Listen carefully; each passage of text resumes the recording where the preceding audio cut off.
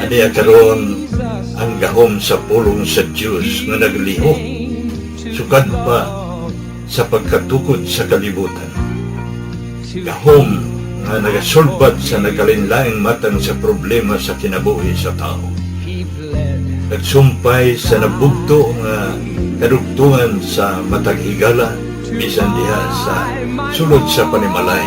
Naghatag og mahulay niyadto mga kapuyan o nagahatag og nagawasan niyadtong ipang hasol sa gahom sa kagitni. Kay mao kini ang pulong sa Dios nga nagaliho. Bisan gani ang pagbuhat sa tibok kabuhatan, sumala sa Hebrehanon 11:3, nahimo ang tanang mabutan pinaagi sa pulong sa Dios. Dunay gisulti ni Apostol Pablo sa Roma 15:4. Bisan nun sa gisulat kaniadto, gisulat kini alang sa tong pagtuon, aron pinaagi sa pailob ug paglipay gikan sa mga kasulatan, makabaton unta kitag paglaom. Atong ipadayon ang atong pagtuon sa pong sa Dios alang sa ikabulahan sa atong matag kinabuhi.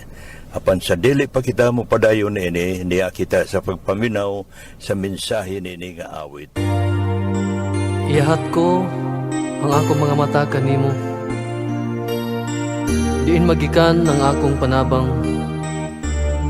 Ikaw ang akong magbalantay. Ug walay makulang kanako, Ginoo. Himayaon ko ang ngalan mo hangtod sa kahangturan.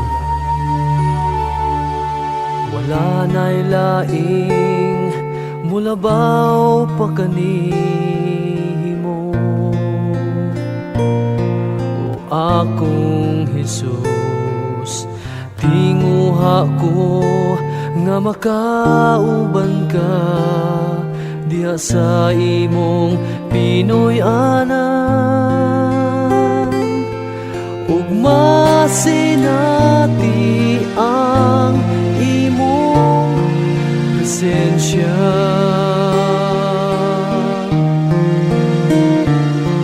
Kapahulayan nga walay sama,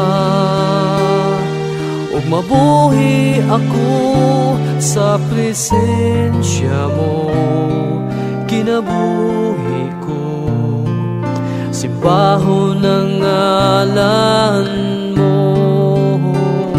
Sa presensya mo kaayuhan ko, ipataas ang ngalan mo.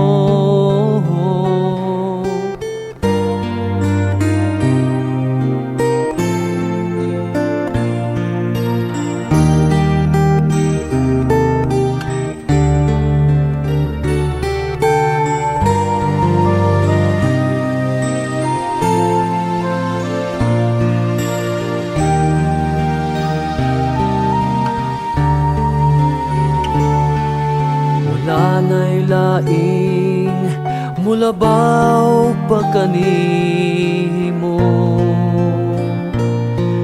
o akong Jesus. Tinguha ko nga makauban ka diha sa imong Pinoy anan, ug masinati ang imong presensya.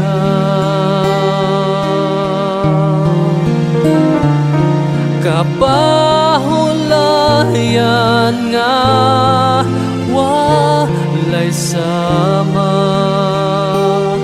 ug mabuhi ako sa presensya mo. Kinabuhi ko simbahon ang ngalan mo. Sa presensya mo kaayuhan ko, ipataas ang ngalan mo.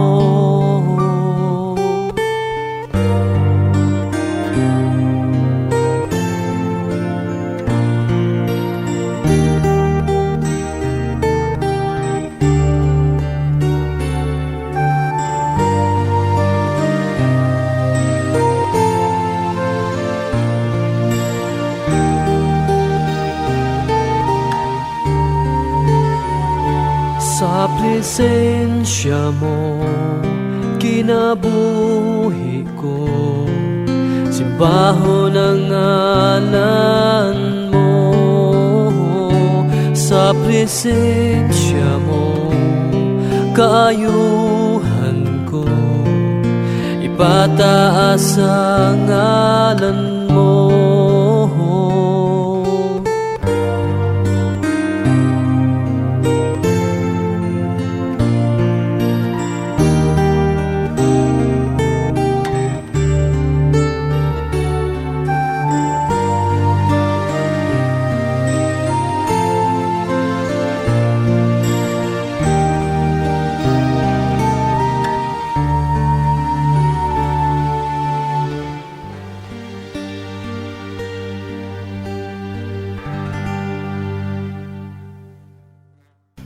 Nagpadayon kami sa among malipayong pagpangumusta kaninyo, mga kaigalaan o mga kaigsuonan sa pagtuo di kang Kristo Jesus. Nini atong tungganon sa tubangan sa Diyos nga kalihukan. Salamat sa Diyos sa iyang pagtugot nga magapadayon kita niini. Atong pinumdum kaninyo agi og sumpay nito nga butang atong isutan.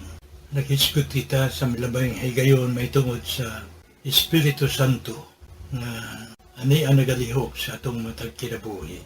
Kadtong pag-anhi sa atong Ginoong Kristo sa kalibutan, nianhi siya diha sa tawhanon nga kinabuhi. Sa Hebrehanon 2:14, siya miambit sa unod ug dugo sama kanato aron nga pinaagi siyang kamatayon, malaglag niya ang yawa nga maigahom sa kamatayon.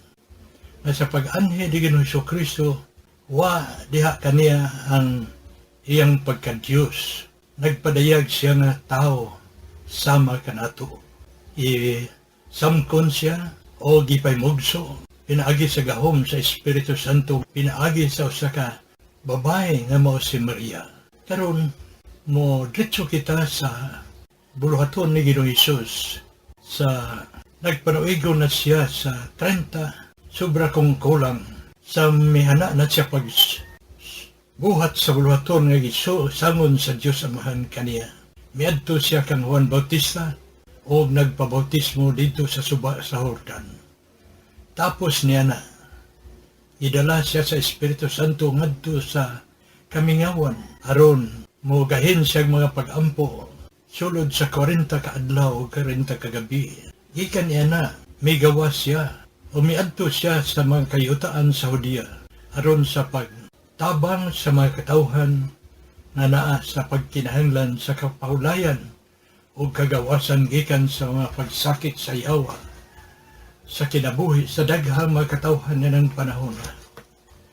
Dunay gitiman-an nga sulti ni Ginoong Hesus sa Mateo 12:28, kung gipagula ko ang mga yawa, pinaagi sa Espiritu sa Diyos, nan ang gingharian sa Diyos na hidangat na diha kaninyo.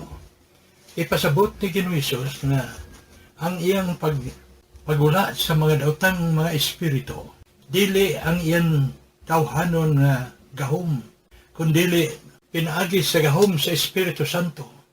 Sa diha nga iyang nadawat ang dihog sa gahom o sa Espiritu Santo dito sa kamingawan sa iyang paggahin o panahon sa mga pag-ampo o pagpuasa.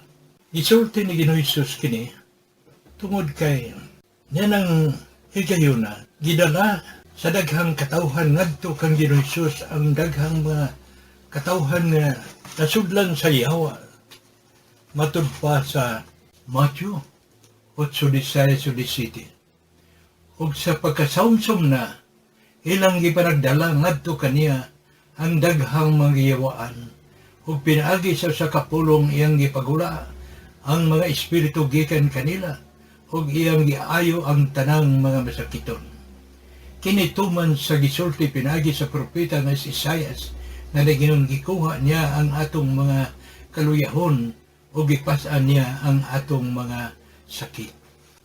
Karon maunay maisuon ang atong hisgutan nga yan ang panahon na ang nangunay pag-abog sa mga daotang espiritu, dili si Ginoong Hesus, kundi ang Espiritu Santo. Maoy gigamit ni Ginoong Hesus. Sa Mateo 12:28, balikon ko, nag-ingon si Hesus, kung gipagula ko, ang mga yawa pinagi sa Espiritu sa Diyos, nan ang gingharian sa Diyos na hidangat na diha kaninyo. Yan ang panahon na may isuon. Tapos sa kamatayon niya, sa laing pagkasulti, ipatay man siya human nakalabay ang 3 ka tuig kapin sa iyang pagsuri-suroy sa kayutaan sa Hudya, pagpang-ayos sa mga masakiton, samtang dinihog gahom o sa Espiritu Santo. Pagkabanhaw niya, matod pa ni San Juan, sa sulat ni San Juan, Kapitulo 16, City. Ngani, suginlan ko kamo sa tinuod, matod ni Jesus, sa libro ni Juan, na maayo alang kaninyo nga mupahawa ko. Kay kung dili ako mupahawa, ang malalaban, dili mo anha kaninyo, apan kung mupahawa ako, siya akong ipadala kaninyo. Ipasabot ni Ginoong Hesus, na mubiya siya, aron ang Espiritu Santo, mo'y mo ipuli kaniya. Kung ang Espiritu Santo, moabot na, doon ay daghan niyang buluhaton, apan asa man siya, magpuyo ang Espiritu Santo sa iyang pag-anhi sa kalibutan. Nagasulti ang 1 Corinto 3:16-17. Ang Espiritu sa Diyos anha magapuyo sulod sa lawas sa tao nga nagatuo kaniya. Nagatuo sa atong Ginoong Kristo. 1 Corinto 3:16-17 o 1 Corinto 6:19 o 20. Ang Espiritu Santo sa dili pa siya mosulod, kay siya usa ka balaan, dili siya magpugos kang bisan kinsa nga iyang pagkapuy-an. Iyon sa 3:20 sa pinadiyag. Nagatindog ako sa pultahan ug nagapanuktok. Kung may magapatalingog sa akong tigog ug moabli sa pultahan, kaniya mosulod ako ug makigsalo ako sa pagkaon uban kaniya ug siya uban kanako. Karon mauni may isuon, kinahanglan nga masayod kita na ining bahina. Kay balaan man ang Espiritu Santo, nagapanuktok siya sa hunahunag kasing-kasing sa mga katawhan nga nagpabilin pa nga way paglaom tungod kay ang Espiritu sa Dios wala man diha kadiya. Nan kung makasulod na ang Espiritu Santo diya sa sulod sa kinabuhi sa matag usa katao sama kanimo kanako, naay buhaton sa Espiritu sa Dios sa atong kinabuhi. Nagaingon ang Roma sa sulat ni Apostol Pablo sa Roma 8:16, akong basahon kini. Ang Espiritu gayod mao ang magapangimatuod uban sa atong espiritu nga kita mga anak sa Dios. Ug akon kita mga anak, nan mga manununod ay kita, mga manununod sa Dios ug mga isi ka manununod uban kang Kristo, kung moantos man kita uban kaniya, aron paghimayaon usab kita uban kaniya. Sa 15, kay wala kamo makadawat sa espiritu sa pagkaulipon, aron mga hadlok na usab kamo. Hinunoa mo ay nadawat ninyo ang espiritu sa pagkainanak, sa dihang managtuaw kita sa pagpangamuyo nga mag-ingon, Aba, Amahan. Sa 16, balikon ko pagbasa ang espiritu, kayon mao ang magapangod uban sa atong espiritu, nga kita mga anak sa Dios. Nahimo na kitang anak sa Dios, sa diha nga makasulod ang espiritu sa atong kinabuhi pinaagi sa pagtuo. Kung ang espiritu sa Dios anaa sa sulod nato, may isuon. Gawa sa giingon sa versikulo 14, pagamanduan ang matag usa kanato sa espiritu sa Dios, ingon nga kita mga anak sa Dios. Iya kitang pagamanduan sa angay natong pagabuhaton. Unya, usa ka butang nga kinahanglan atong masabtan nga isuon. Nga ang espiritu sa Dios nga naa sa sulod nato, dunay iyang pagabuhaton nga labing mahinungdanon kaayo.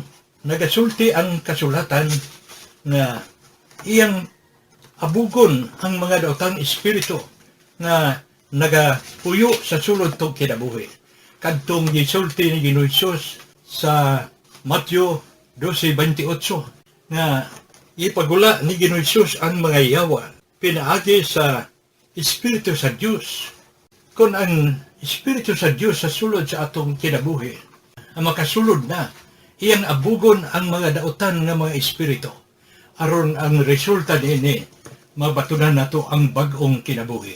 Muna giingon sa sulat ni Apostol Pablo, aging painumdum sa 2 Corintios 5:17, bisan kinsa katong anak kang Kristo, bag-o siyang binuhat, ang daang mga butang nagpangawala, ani akaron ang bag-o nagapangabot. Usa ka painumdum kini nga butang, gisulti kini ni Ginoong Hesus aron makabantay kita niini. Dili ta magasalig tungod kay ang Espiritu sa Dios anaa sa sulod nato nga magpirme na kana siya. Doon ay sulat ni Apostol Pablo na nagapainumdum ka nato nga dili nato pagpasubon ang Espiritu sa Dios na anaa sa sulod sa atong kinabuhi. Kay kung masubo ang Espiritu sa Dios sa atong kinabuhi, mahimo nga mubiya siya kanato. Doon ay isugilon din ni Ginoong Hesus ngadto sa iyang mga tinunan. Akong basahon kini. Lucas 11:24 ngadto sa 26. Sa diha nga ang mahugawng espiritu makagula na sa tao, kini mo suroy latas sa mga dapit nga mamala aron sa pagpangitag pahulay. Ug sa wala siya makaplagan niini, siya magaingon, mobalik hinon ako sa akong balay nga akong gikanan. Og sa pag-abot niya, iyang makita kini nga sinilhigan na og maayo ng pagkahimutan. Og onya, mulakaw ang espiritu nga dautan og magkuhag laing 7 ka mga espiritu nga labi pang dautan kay kaniya.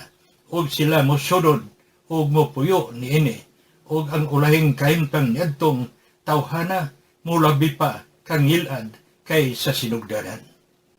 Nakita na ito ngayon kining bahina o sa kini ka isip nga pasidaan sa Ginoo aron magmatngon kita niini. Kay dili maayo nga ang atong kinabuhi pagkapuy-an sa mga daotang espiritu. Kay dili plano sa Dios o dili siya gusto nga ang mga daotang espiritu magapuyo sa atong kinabuhi. Kay ihatod kita ngadto sa daghang mga problema, ihatod kita sa kinabuhi nga way paglaom sa himaya. O anaa diha ang kaguliang, anang kagubot, anaa diha ang ahat nga kamatayon kung ang mga espiritong dautan magpabilin nga magapuyo sa sulod sa kinabuhi nato. Busa, ang paagi sa Dios mao nga kinahanglan ang espiritu nga iyang ipuli sa iyang presensya dinhi sa kalibutan, anha siya magpuyo sa sulod sa atong kinabuhi. Kung makapuyo na siya sa sulod nato, ang mga yawa manggawas gikan kanato. Kadtong giingon sa Mateo 12:28 nga akong gisubay. Nan karon sa diha nga mugawas ang espiritu sa atong kinabuhi, naa na nato ang kabag-uhan, naa na nato ang kapahulayan. Kay ang mga daotang espiritu nagahatag kinig problema sa atong kinabuhi.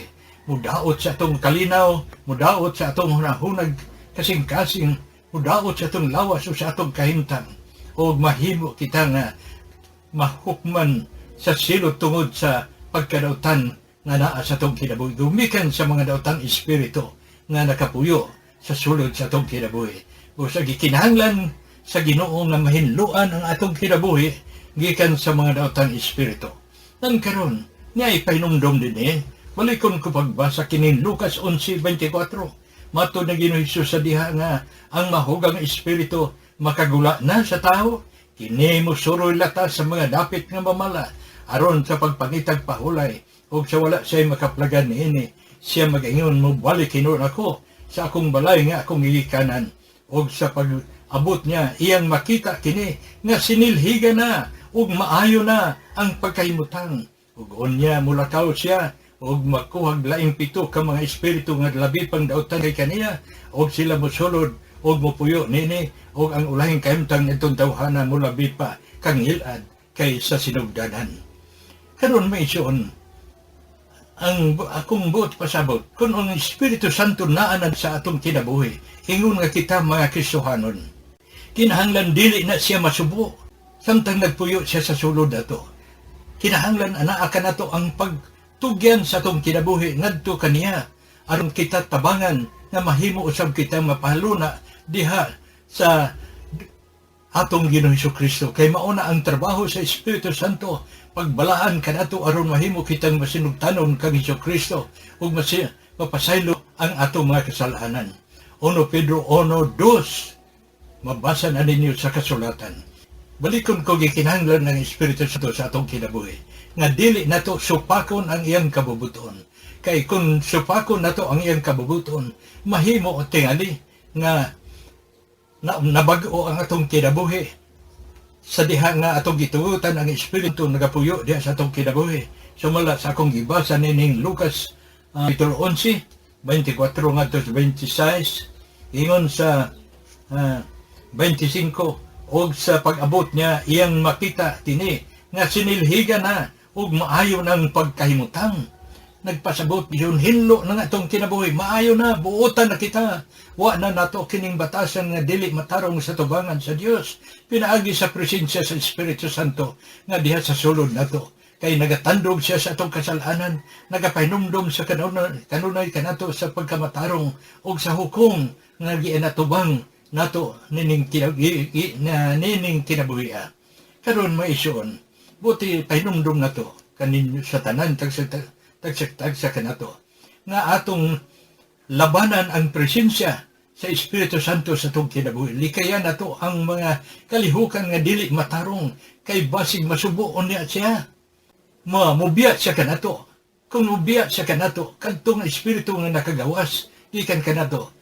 Kung dili makakita og dapit nga iyang kasudlan, nag-ingon dinhi nga mubalik hinoon siya pagsusi sa iyang gikanan nga ngadto sa una pagtan-aw, wa na diha ang iyang gikahadlukan, dapit og pito ka mga yawa ang maong espiritu nga diha kaniadto sa atong kinabuhi. Ang ulahing kahimtang niya na hilabhan ng ilara matudpa ni Ginoong Hesus. Busa mao na ang atong pahinumdom nga isuon nga kinahanglan ang Espiritu Santo atong hatagan og dako nga respeto ug pagtagad.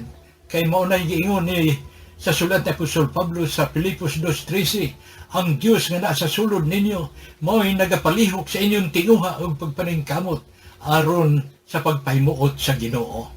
Mao na maison ang atong pahinumdom karon kung ang Espiritu Santo naa na sa atong kinabuhi ug atong nasinati kini nga doon na kausaban sa atong kinabuhi na nangwala ng mga butang dili matarong na kita'y kalipay apan basin og matintal ra usab kita nining tentasyon sa yawa ning kalibutan na aron mo masubo ang Espiritu Santo basin og mugbiya sa atong kinabuhi.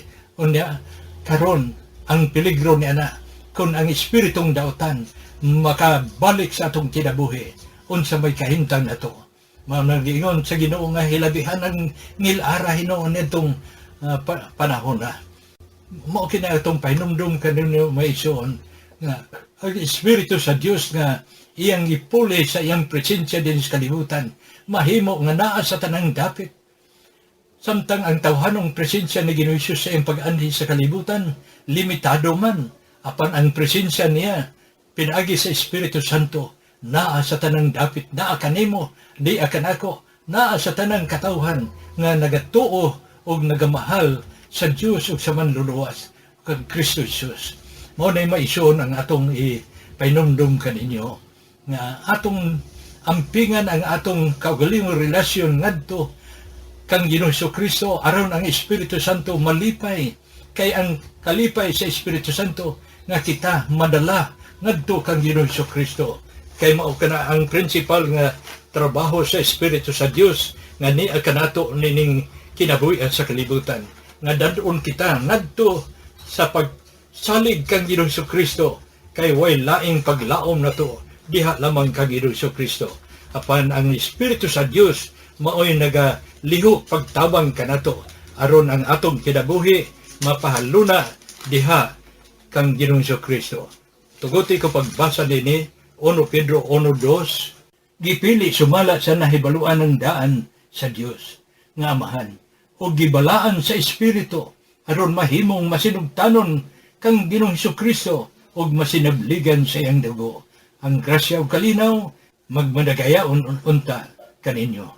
Natanawa maisoon, kung ang Espiritu Santo wala diha sa tong kinabuhi, wa kitay relasyon nga maayo kang Ginoong Kristo. Kung wa kitay relasyon ngadto kang Ginoong Kristo, kinsa may atong manluluwas. Gawas pa ni ana, lagmit dili ka madala sa iyang pagbalik, kay ang kuhaon ni Ginoong Kristo nining paabot na to nga sa pagbalik kay sumala sa inyong isaad sa sulat sa Juan 14:1 ngadto sa 3, ang kuhaon ni Ginoong Kristo kadtong mga anaa diha kaniya. Kay kadtong anaa diha kaniya, Roma 8:1 di naman hukman sa silot. Kay kadtong anaa kaniya, bag-ong binuhat ang daang mga butang nangawala na. Ani akaron ang bag-ong mga butang nagapangabot. Ang atong painumdum mao kini nga kinahanglan dili nato hatagan og kasayon ang atong pag-amping sa presensya sa Espiritu Santo sa atong kinabuhi.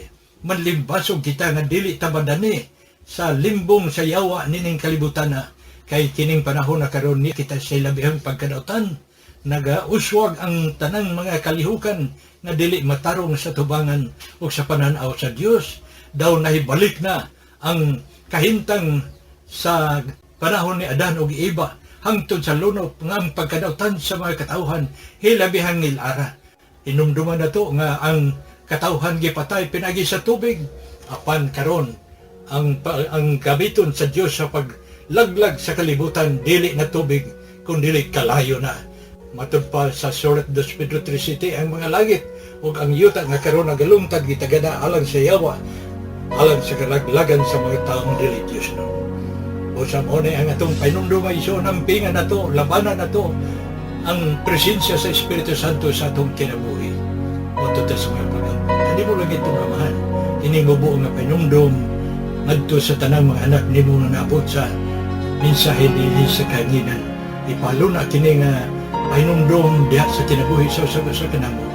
Aron kay may dunay kasiguruan sa pagkaadto niya ng dapit nga imong giandam sa tanan nga ana-ana diha kanimo Ginoong Kristo. Gipangayo ko kini diha sa mahal mong ngalan o Ginoong Kristo. So turn your eyes upon Jesus. Look full in His wonderful face, and the things of earth will grow strangely dim in the light of His glory. Mga kaigalan ng mga kaigsunan, alang kaninyo nga walay higop pang kaibado, kung hain kita nihini nga nagapagawas sa mensahe ang among dapit God's Miracle Revival Center San Agustin Tomas Opo sa Dirlete. Nagabi-abi kami kanunay sa tanan nga muduol alang kanila nga dunay pagpanginahanglan labi na sa mga butang espiritu anon. Dugang paniana ang atong kinabuhi samtang nagpadayon pa usap. Ato kining paimuslan kay dunay mga maayong butang nga ato ng nasinati sa atong kinabuhi kung ato kining gipagawas nga na kaninyo sa mga butang nga gikinahanglan nga atong mabatunan dinhi sa atong gitanon nga kinabuhi. Maayong buntag kanina.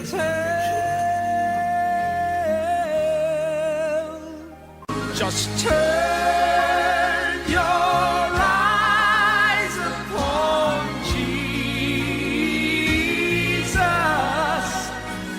Look full in His wonderful face, and the things of earth will grow strangely dim in the light of His glory and grace.